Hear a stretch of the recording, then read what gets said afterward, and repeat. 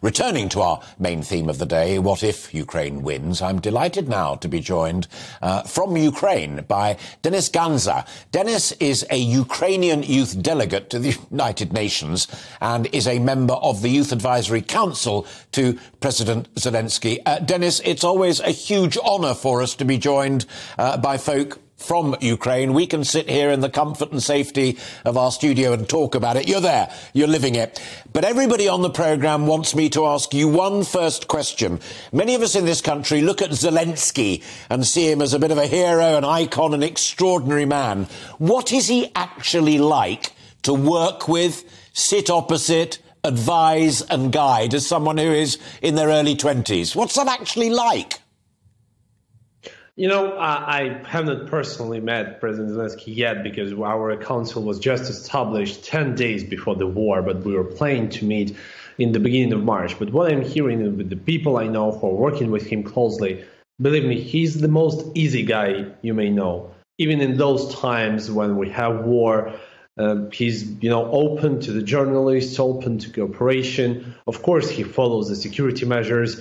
But, he was an actor before and he played, he's very open-minded. He knows the innovations. And what is really, he's genuine. And this is what buys people, why people trust him, because he never lies to you. He never follows, some secret interests. And this is, nothing compared before, like, to our former presidents who were mostly businessmen, people with, trying to get on the ground, having different meetings. No, President Zelensky is straight. He just says the things as they are. But what is most important, he's the patriot of his country and he stays there and he will be staying till the last shot.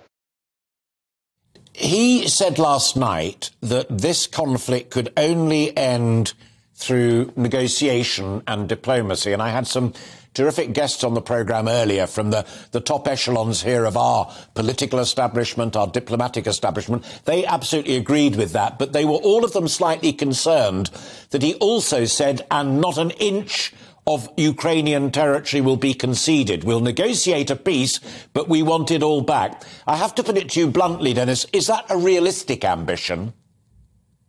I do think yes, of course, because, we're at war for many, many years, and we do hope, believe me, all the Ukrainians which are fighting today for Ukrainian territory, if you come to them, to the front line, and you say them, guys, we're going back, we're not taking our territories back, believe me, they will go and take them by themselves.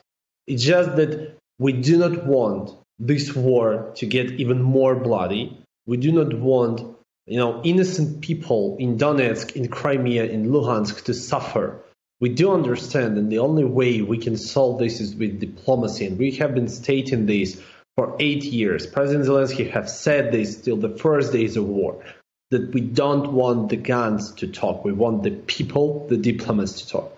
But it's just impossible with Russia. So the only thing they do understand is power. That is why you see so many killed Russian troops. You see so many losses from the Russian side, because we do understand that the Russia, you can only speak with power, and we always urge Europe that the only way you can negotiate on something with Russia is by sending us the weapons we need to make sure that we win them in this war. You said back in February something very similar to what President Zelensky himself also said, which I've already quoted on the programme, and that is, I'm now quoting you back to yourself, this is not just a war against Ukraine, this is a war on the whole of Western civilization. That's the civilization that your generation will inherit as the new generation of leaders. Do you still feel that that is what is at stake? Not just Ukraine, but the way we lead our lives in Western democracies? Let's imagine the situation that Ukraine wins the war tomorrow. Of course, the world will change a lot. How do we accept security? How do we think about it? What is security? Because, Russians have proven that any moment they send a rocket, that there is no security in your country. For me, it's really personal because just several days ago, my hometown of Lozova in Kharkiv region was totally the palace of culture was destroyed. Also, what is sustainability? Come on, we have been talking in the United Nations about the sustainability, the SDG goals for so many years, and in one day, it's gone. we must talk about, thinking sustainable, but acting responsible. Yes. We have no times for blah, blah, blah, and, oh my God, we need to impose these. Sometimes you need just to react very, very fast to the things which are coming. And the war in Ukraine, and I'm really proud, of the West, which united really good in giving the very fast response. You have provided weapons, you have provided economical support, you have accepted our refugees. And what is more, we are now trying to solve the food crisis, which is here to come because millions of tons of grains are staying in Ukrainian seaports. So let's think about how do we act responsible every day, not just, okay, we need to discuss this and 101 round table. There is no time for this. Do you sense, you mentioned the United Nations, and one of my earlier guests was Mark Seddon, who used to work for a former General Secretary of the United Nations and was a journalist reporting on the comings and goings at the United Nations. Do you sense already that the United Nations, the European Union, even NATO, have already begun to transform in a positive and pretty fundamental way as a result of what's unfolded in your country since late February? Is that already underway?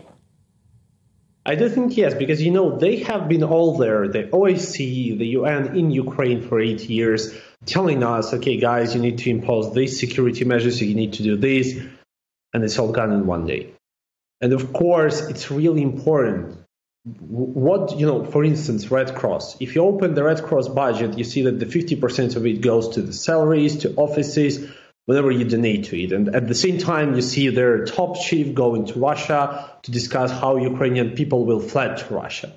This is not the way we should accept this. We need to really think which are our new values. And I would really pause, I'm really stressing on this. Responsibility comes first. And this is what our president has shown to you, that he was offered for several times, just leave Ukraine, run some government from abroad. We will, we will take you there, you will speak at conferences. But what he said at Munich Security Conference, that 3 days before war, that I had my breakfast in Kyiv and I will have my dinner in Kyiv also. Responsibility is the key which we should put in every new policy we discuss. Who takes the responsibility? Who brings Russia to responsibility? And not only Russia, all other world terrorists. This is really what is important right now.